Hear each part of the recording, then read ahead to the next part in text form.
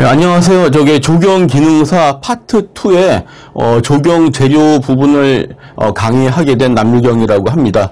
제가 담당하는 부분은 여기 스크린에 나온 것처럼 파트 2 조경 재료하고 뒷부분에 이제 실기 부분, 거기에서 조경 식물을 구분하는 그 방법, 거기에 대해서 크게 두 가지에 대한 파트로 강의를 진행해 나가도록 하겠습니다. 일단 그거 두 개의 파트에 대한 개괄적인 내용을 말씀을 드리고 본 수업을 진행하도록 하겠습니다. 일단 파트 2의 조경 재료는 조경용 소재에 관련된 내용이 되겠습니다. 여기에는 크게 챕터 1하고 2 그리고 뒷부분에 이제 나오겠지만 챕터 3에서 기타 재료 그렇게 대한 거기에 관련된 내용이 조경 재료가 되겠습니다. 그러니까 조경 재료 중에서도 챕터 1을 보면 챕터 1은 아주 개괄적으로 간단하게 저희 본 교재에서도 한두 페이지 정도로 간단하게 나와 있는데 조경 재료의 분류 및 특성에서 아주 큰 범위로 해서 이렇게 기능상 분류하고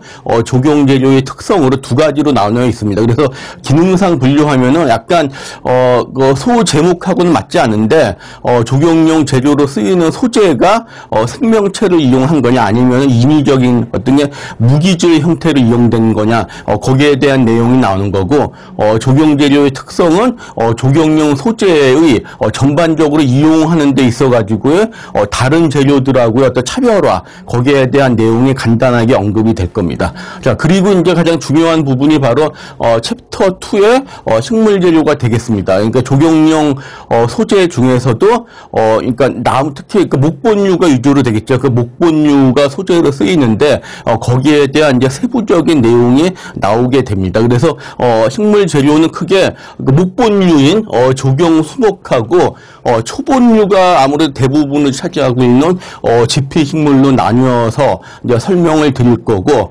조경 수목을 볼 것 같으면은 맨 처음에 나오는 거는 이제 조경 수목을 분류하는 거. 그러니까 조경 수목을 개개의 종들을 공부를 하거나 앞으로 분류를 할 경우에는 이게 체계적인 분류 방법을 알아야 됩니다. 그래서 거기에 대한 개괄적인 형태적인 면, 그러니까 잎의 모양이라든가 꽃의 모양 아니면은 줄기나 수피의 모양에 따라서 조경 수목을 분류하게 되어 있는데 거기에 대한 특성적인 내용이 나오고 요 조경 수목의 분류보다 더욱 자세하게 나오는 게 바로 조경 수목의 특성이 되겠습니다. 그래서 이 챕터 2에서는 챕터 2가 챕터 1이나 3보다 더 중요하긴 하지만은 챕터 2에서도 가장 중요한 부분이 바로 조경 수목의 특성 해가지고 조경 수목의 분류를 보다 더 세부적으로 나뉘어서 구분할 수 있는 거기에 대한 내용이 나오기 때문에 앞으로 이제 수업을 하실 때 특히 이렇게 조경 수목의 특성에 대한 내용을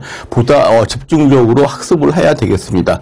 이거 세 번째는 약간 이론적인 면을 강조하는 면이 되겠는데 조경 수목을 식재를 하거나 혹은 재배를 할 경우에 모든 생명체가 다 마찬가지이긴 하지만은 환경에 의해서 영향을 많이 받습니다. 영향을 받기 때문에 어떤 환경이 조경 수목에 영향을 미치고 각각 조경 수목별로 요구하는 환경에는 어떠한 것이 있는지 거기에 대한 내용을 학습하도록 할 것입니다.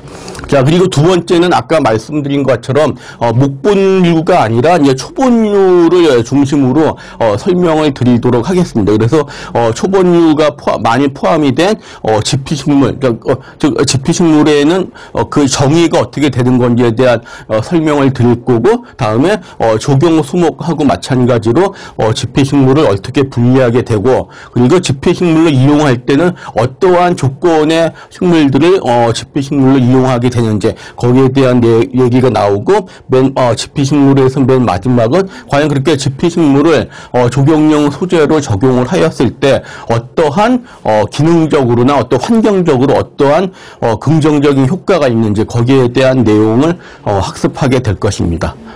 자, 그리고 세 번째, 아까 지피식물에 초본류가 많이 포함된다고 하였지만은, 이 세 번째는 초본류 중에서도 지피식물이 아닌 초본류 자체만으로도 조경용 소재로 일부 사용하는 경우가 있습니다. 그래서 조경 수목보다는 비중이 낮지만은 초화주에 대한 간단한 그 내용이 교재에 나와 있어가지고 간단하게 정리해서 설명을 드리도록 하겠습니다. 그리고 챕터 3는 아까 조경용 소재는 생명체하고 비생명체 두 가지로 나와 있는데 여기서 기타 재료는 대부분이 비생명체인 거, 뭐 돌이라든가 철 같은 거가 조경용 소재로 이용될 때 각각의 어떻게 분류가 되며 그것들의 장단점, 물론 기타 재료에는 그 생명체가 소재로 된 목재가 있습니다. 그러니까 목재는 크게 보면 어떠한 의미로는 조경용 수목을 가공한 조경용 수목을 목재라는 것은 조경 수목을 가공을 한 거를 목재라고 정의를 내릴 수가 있습니다. 그래서 이것은 수목이 안 들어가고 일단 가공을 하거나 인위적인 처리가 들어갔기 때문에 여기에 대한 내용은 기타 재료에 들어가서 각각 기타 재료에는 어떠한 종류가 있으며 물론 여기서는 6가지로 나와 있지만은 이렇게 분류가 되며 각각의 장점과 단점이 무엇인지 거기에 대한 내용을 학습하도록 하겠습니다. 그리고 이제, 제가 담당하게 된 두 번째 파트이고, 여기 번호로는 이제 네 번째 파트가 되겠죠. 그래서 실기 부분에서, 제가 담당하는 부분은, 조경 수목을 식별하는 방법. 그러니까 많은 사진을 가지고 이제 말씀을 드리겠는지, 돼 있는데, 거기에 대한 내용을 이제 설명을 드리고, 식별하는 방법은 크게 여기 5가지로 구분을 해가지고 이제 설명을 드리도록 그렇게 하겠습니다. 자, 그러면 이제 본격적으로 이제 학습에 들어가도록 하겠습니다. 맨 처음에 조경용 재료 중에서도 이거 살아있는 생명체를 가지고 하는 그런 게 재료에 대한 어떤 그런 개괄적인 분류하고 이제 특성에 대한 거기에 대한 설명이 되겠습니다. 자, 그래서 맨 처음에 보니 조경 재료를 분류하는 데 있어 가지고 개괄적으로 간단하게 말씀드리면은 기능상으로 분류하는 방법이 아까 모두에서도 말씀을 드렸습니다. 그래서 기능상을 분류할 때는 크게 생물 재료하고 무생물 재료 이렇게 두 가지로 나뉘어서 볼 수가 있다라는 거죠. 생물 재료는 그러니까 대부분이 조경용 수목이 포함이 되는 거고 무생물 재료는 아까 말씀드린 것처럼 뭐 돌이라든가 뭐 철광석 그런 거를 소재로 이용한 것들이 바로 조경용 소재로 쓰인다. 그래서 두 가지를 기능에 따라서는 크게 두 가지로 구분이 된다고 보고 또 하나의 분류 기준은 특성에 따른 분류가 되겠습니다.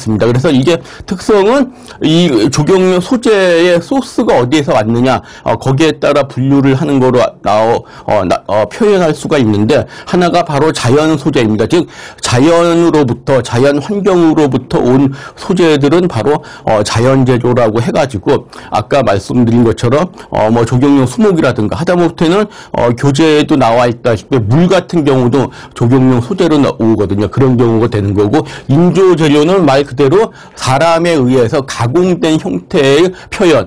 예를 들면 벤치라든가 혹은 파골라 그런 거는 사람의 손에 의해서 가공이 된 거기 때문에 그런 것들은 인조 재료에 포함이 되고 구체적인 예는 교재에 나와 있기 때문에 그것을 참조하시면 되겠습니다.